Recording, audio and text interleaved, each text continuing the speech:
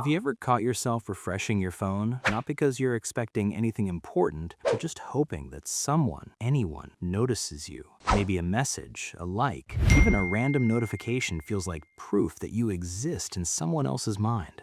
Most people would say that's just insecurity, but that's not really the full story, is it? Because for some people, that feeling runs deeper. It's not just about wanting attention, it's about something that was missing long before social media, long before friendships got complicated. It started way earlier, in childhood. Let me show you something. Think of two kids growing up. One of them falls, scrapes their knee, and immediately someone rushes over. Are you okay? There's eye contact, concern, comfort. The other kid falls, and nothing really happens. Maybe someone says, "You're fine," from across the room. Maybe no one notices at all. Same event, completely different imprint on the brain. Your brain is basically a pattern detecting machine. When you're young, it's constantly asking one silent question: am I seen? And depending on the answer it gets over and over again, it starts building a belief system around it. If attention was inconsistent or missing, your brain doesn't just shrug and move on, it adapts. And here's where it gets interesting. Some people who didn't get much attention growing up become incredibly independent,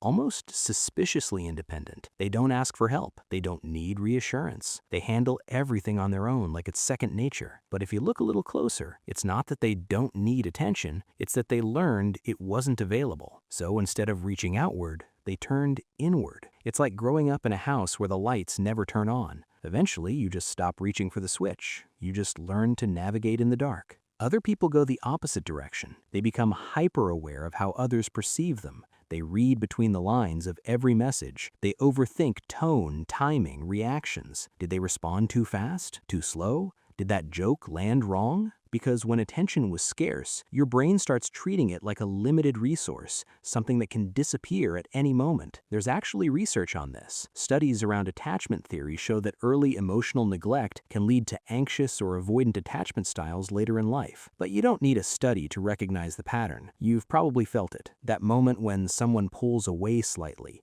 and your mind fills in the gap with worst-case scenarios. Or the opposite, when someone gets too close, and you suddenly feel the urge to retreat, even if you like them. It's not random. It's your brain trying to protect you using an old map. And here's something people don't talk about enough. Not getting attention as a child doesn't always look dramatic. It's not always obvious neglect. Sometimes it's subtle. Busy parents, emotional distance, praise that only comes when you achieve something, not just for being you. So you grow up thinking, I'll be noticed when I'm impressive. And suddenly your worth becomes tied to performance. You become the funny one, the smart one, the reliable one, the one who never causes problems. Because deep down, there's this quiet belief, if I stop being useful, will anyone still see me? But here's the twist. That same experience, the lack of attention, can also create strengths. People who grew up this way often become incredibly observant. They notice details others miss. They can read a room within seconds. They develop emotional intelligence not because it was taught, but because they had to figure it out on their own. They become resilient, adaptable, self-sufficient. It's like their brain said,